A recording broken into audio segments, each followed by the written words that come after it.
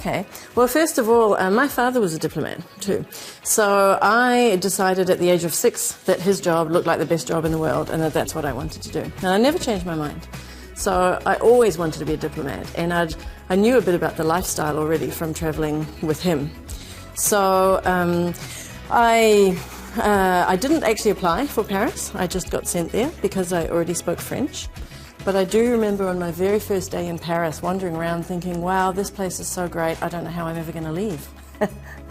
And in the end, I did stay there a long time. I spent 9 years in Paris. I actually left the diplomatic service for a short while and worked for the private sector, also in Europe, and then came back to diplomacy after that. So that's how I spent so long in Paris. It was great.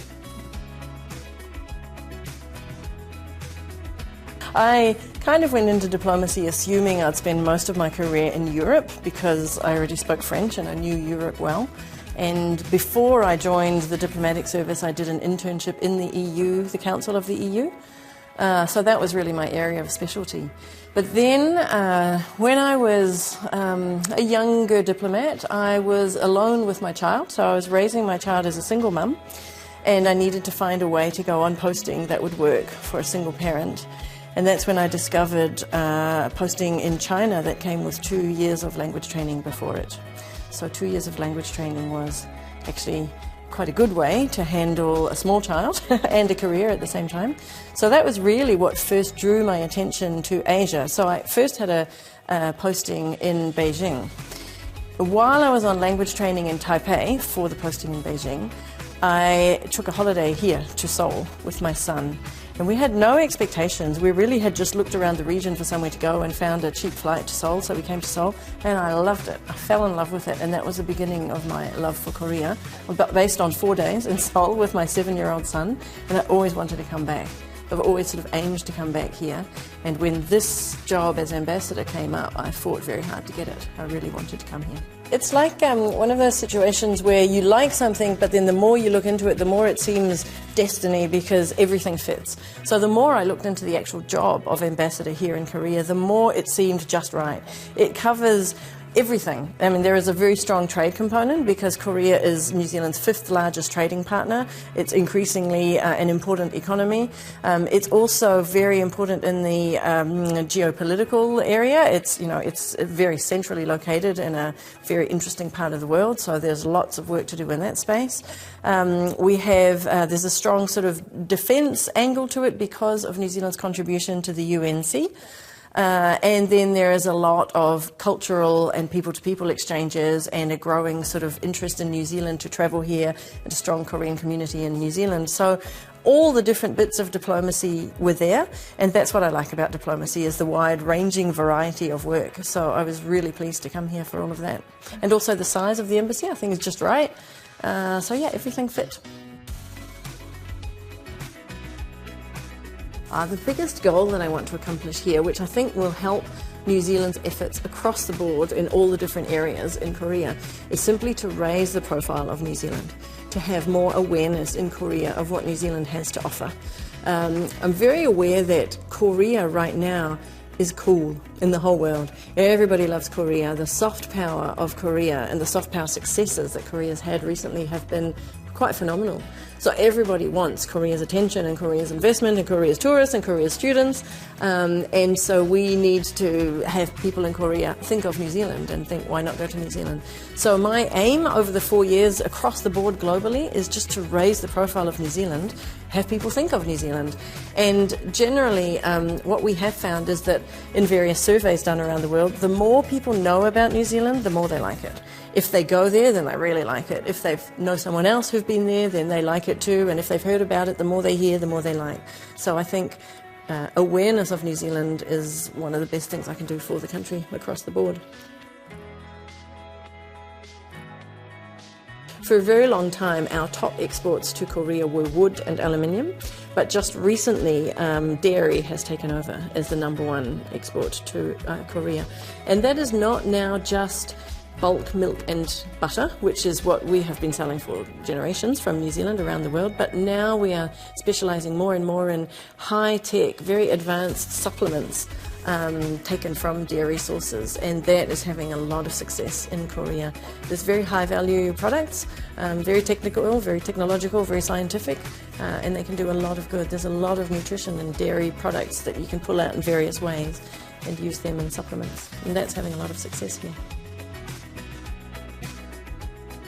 So New Zealand is geologically a really interesting place. It broke away from all the other land masses very, very early in the history of the Earth, and that's why we have both flora and fauna that are unlike anywhere else in the world, because they developed in a very unique way. We're also a country that sort of is long and thin and goes top to bottom. So in terms of the north-south axis, it's very different from the very top of the north to the very top of the south. And that means we have a lot of different kinds of countryside and nature in the one country. So people often say, in New Zealand you can drive around the country and in half an hour or an hour you completely change what you're looking at, which is a great way to see a lot of different angles of the world or aspects of the world in a short period of time. So the major recommendation I would make to anyone thinking about going to New Zealand is, if you can, take some time to do it, because there are so many different things to see, and it's not like you go to see one part of the country and you've seen the whole thing. You really need to move around and see lots of different parts of the country, and that does take time to see it properly.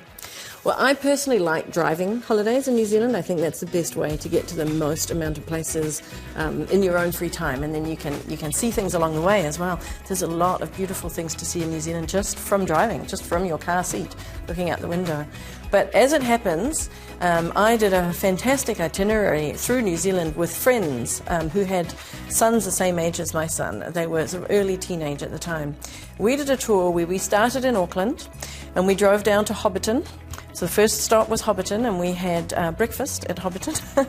And then after visiting Hobbiton, we went on to Rotorua, spent a couple of days in Rotorua. There's a lot to do there, a lot of Māori culture to see, also a lot of hot pools and geothermal and sort of volcanic type of areas around there. From there, we drove on to Taupo, which is a beautiful lake inland in New Zealand, as far as you can get from the sea, which is still not very far. Very beautiful lake, again, hot pools and lovely things to see. We also drove over to the west coast and did an amazing caving sort of adventure where you drop down 100 metres on a rope, abseiling down into this black hole. It was quite exciting, and then you climb up out of the cave. That was amazing. We stopped off also in the North Island next to a volcano in Mount Ruapehu, which is where the Mordor scenes of The Lord of the Rings were shot. That fascinating landscape, and there were great walks to do and things there. We carried on down south, driving, stopping along the way at nice things, to Wellington. We took the ferry from Wellington to Picton in the South Island, and then drove down the South Island, stopping at Lake Tekapo, another beautiful, but this time alpine lake, Mount Cook, beautiful in the south, in the southern Alps, lovely mountains, and then carried on all the way down to Queenstown, and then had a few days of skiing, and then came back up through Christchurch and flew out of Christchurch. So that was my itinerary. But there are many other things you could do, because on other occasions I have, for example, driven down the west coast of the South Island and taken 5 days to do that and stopped all the way along, and there are so many different things to see. So really, ideally, if you could, you'd start at one end and drive all the way down one side and all the way back up the other side. We do have a lot of female diplomats in New Zealand, and I think having young professional women who are very able was not that unusual. Having women who have families and also careers is not that unusual.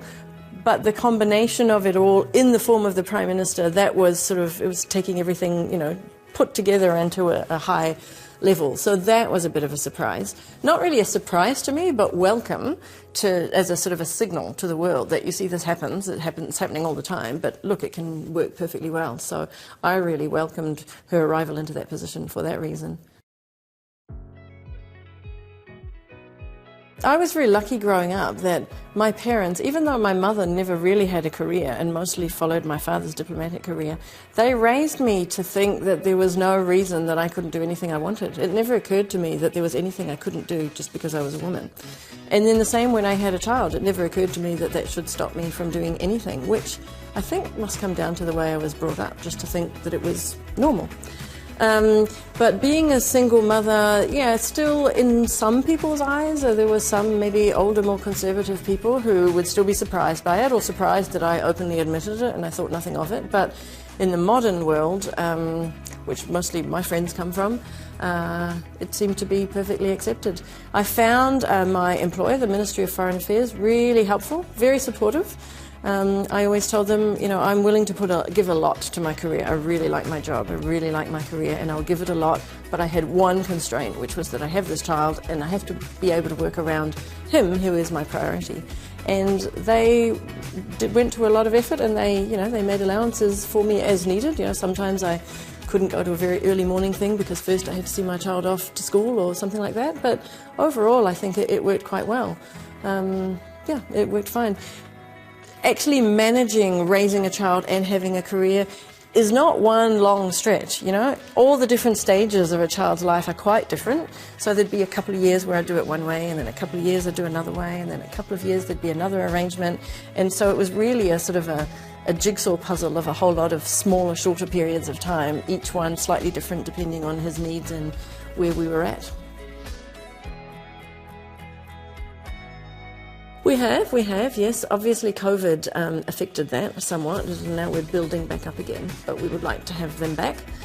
We'd like to have Korean tourists. We have about 40,000 Koreans settled in New Zealand. Korean, I think they call themselves Kowis, Korean Kiwis.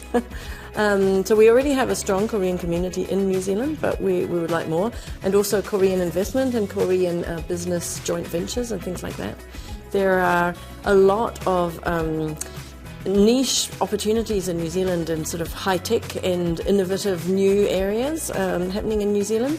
Often we need a bigger partner to sort of take it out to the world. So there's a lot of opportunities there.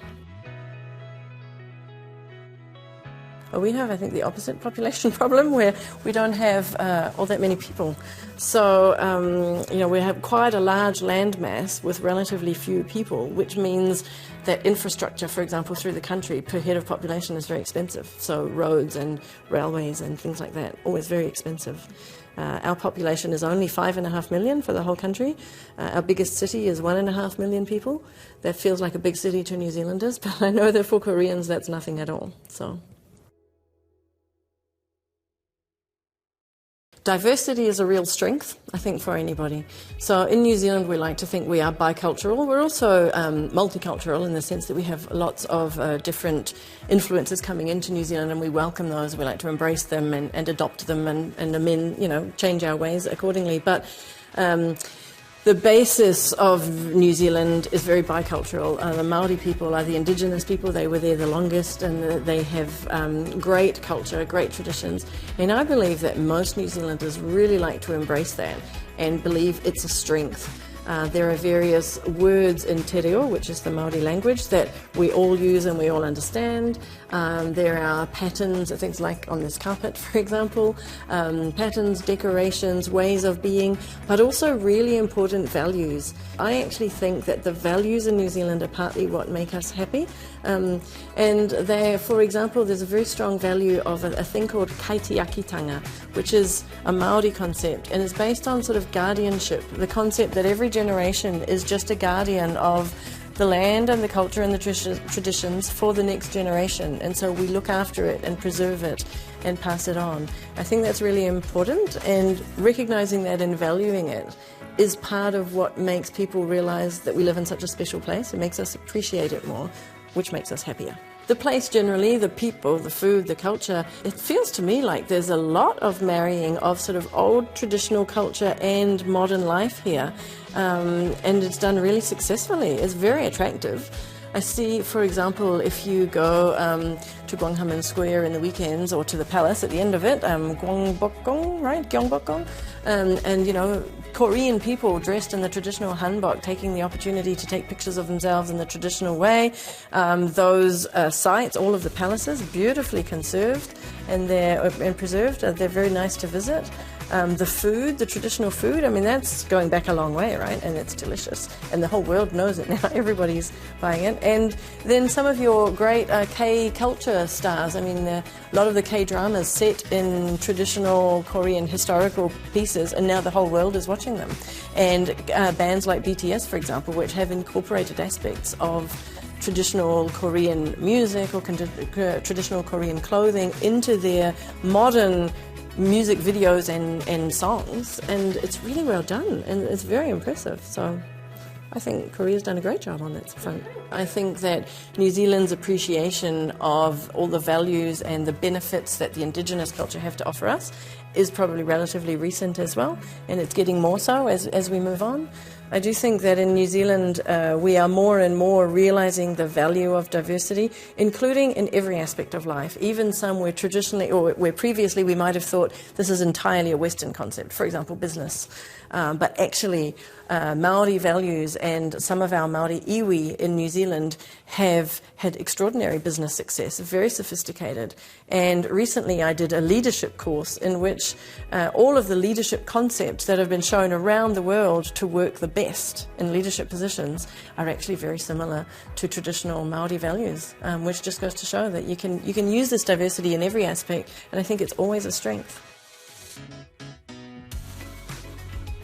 So one of the reasons I really like being here on posting is that it's such a warm and welcoming place for a New Zealand diplomat. New Zealand and Korea share so much. We're really like-minded. We share a lot of values. We share the fact that our foreign policy is based on values, and we share, I think, the values that we give to honesty and to rules and a rules-based system, a transparent system, the rule of law. All of those things mean that we fit really well together. Someone actually recently, a senior Korean official recently described to me that New Zealand was the most like-minded of all Korea's like-mindeds. And I think we feel a bit like that as well. You know, we are both smallish countries at either end, the top and the bottom of the same region, the Indo-Pacific. We have the same kind of values and the same kind of goals, and we both need the rules to be respected, because in a system of might makes right, we're not big enough to be, to be mighty, as it were. But I think that where we can work together in promoting and maintaining these rules, we can cooperate a lot together. We can send the signal together to the rest of our partners and to the rest of the world, and most importantly, we can walk the walk. We can show by example how it works. You can be an honest, open and democratic society and succeed. Korea is a great example of that, and I think New Zealand is too.